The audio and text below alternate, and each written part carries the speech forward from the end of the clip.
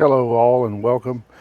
This is going to be a short video working on a 2005 Honda Civic, changing the spark plugs. And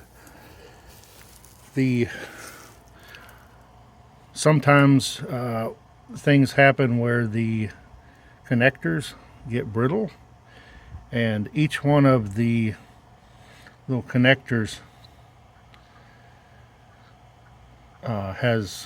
the clip has broken. So I came up with two different simple fixes to hold the connector on instead of buying the new replacement connectors. One is Velcro. As you can see, I have it Velcroed around. Seems to be working really well to keep these connectors on.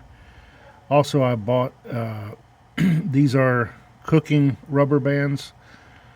They're up to 450 degrees Fahrenheit, and I've got two of them on there to keep the connector on.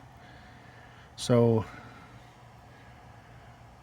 far both are working very well, and it didn't cost me an arm and a leg. It only took me a few minutes to put these on. I should be good for another 80,000 miles.